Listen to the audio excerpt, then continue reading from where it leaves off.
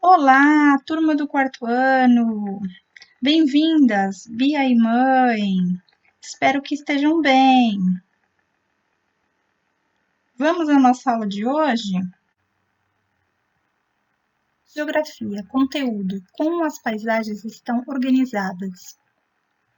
Objetivos: aperfeiçoar o entendimento da noção de paisagem, retomar os elementos naturais e sociais que constituem a paisagem, reconhecer e distinguir em imagens elementos naturais e sociais, identificar na paisagem as diferentes manifestações da natureza e da ação da sociedade.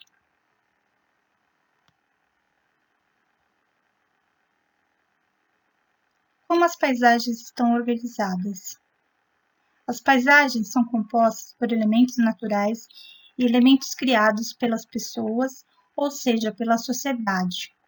Elementos naturais: água, ar, as rochas, as plantas, os ventos, os animais e as pessoas.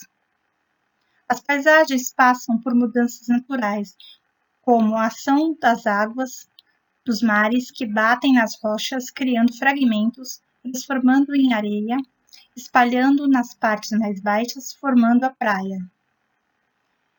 E a sociedade faz construções dando origem a uma nova paisagem. A paisagem natural brasileira é formada pelos planaltos, planícies e depressões.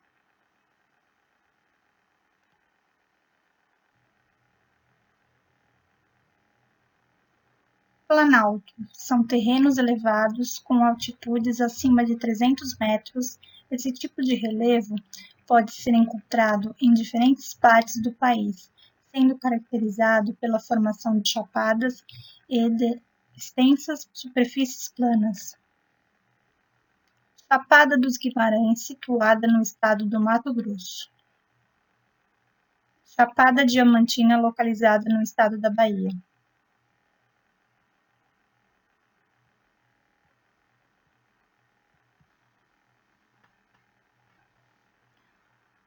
Um exemplo dessa forma de relevo também é o Planalto Central, no Brasil, que inclui os estados do Centro-Oeste, além de Minas Gerais e Tocantins.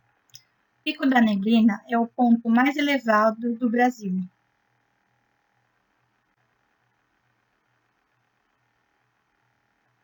Morros são elevações que também fazem parte do Planalto, que se destaca na paisagem.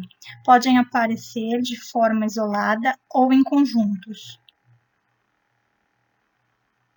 Morros do Pão de Açúcar, no Rio de Janeiro.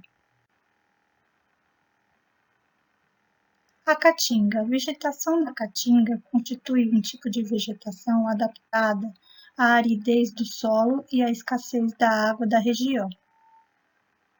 Dependendo das condições naturais das áreas em que se encontram, apresentam diferentes características.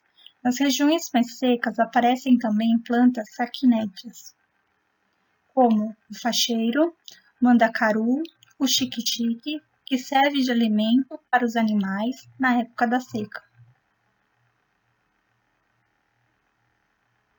Encontrado em áreas do Nordeste do Brasil, nos estados do Maranhão, Piauí, Ceará, Rio Grande do Norte e Pernambuco, e Alagoas, Sergipe, Bahia e parte de Minas Gerais, toda essa área abrange cerca de 844 mil quilômetros quadrados, ou seja, 11% do território brasileiro.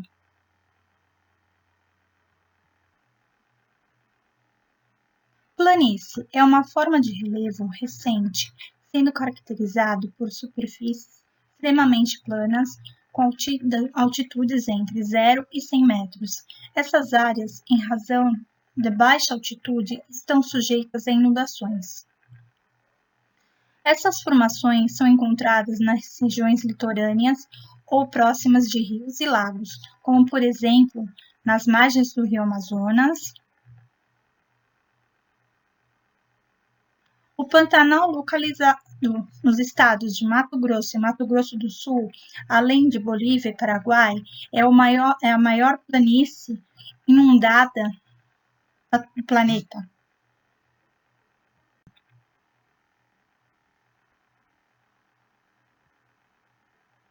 Depressão caracteriza-se por terrenos relativamente inclinados, cuja altitude varia de 100 a 500 metros. A erosão é o principal fenômeno responsável pela formação desse tipo de relevo. Um exemplo de depressão no Brasil é a borda leste da Bacia Hidrográfica do Paraná. As águas da paisagem. Rios, mares, lagos, lagoas são componentes natural da paisagem. Os rios são volumes de água que correm em um leito natural, jogam suas águas em outros rios, no mar ou em um lago. Rio Tietê, São Paulo. O mar é uma parte do oceano, conjunto das águas salgadas que banham os continentes da Terra. Praia da Enseada, Guarujá, São Paulo. Os lagos são formados por grandes quantidades de água, que invadem uma parte do solo cavada pela erosão ou em áreas próximas ao mar e cercada pela areia que se acumula ao seu redor. Lago da Pampulha, Belo Horizonte, Minas Gerais. A vegetação nativa e os animais. A vegetação de uma paisagem natural também pode ser chamada de flora. Os animais são também componentes naturais da paisagem. O conjunto de animais silvestres de uma paisagem compõe a fauna. As áreas de vegetação nativa estão cada vez mais reduzidas hoje no Brasil, por causa de queimadas e desmatamento. Alguns animais que fazem parte da fauna brasileira estão correndo risco de extinção. A arara azul, encontrada na Amazônia e no Pantanal, essa ave é cobiçada por caçadores, já que suas asas possuem grande valor no mercado internacional. O desmatamento de seu habitat também é um problema. O maior mamífero canídeo nativo da América do Sul, o lobo-guará, é encontrado no Pantanal, Pampas e Cerrado. Seu grande problema é o desmatamento do seu habitat. Tanto as áreas de vegetação nativas como os animais sofrem as consequências causadas por desmatamento e outros fatores. E essa foi a nossa aula de hoje. Espero que tenham gostado. Envio um grande abraço virtual. Fique com Deus. Lavem bem as mãos e até a próxima aula. Tchau!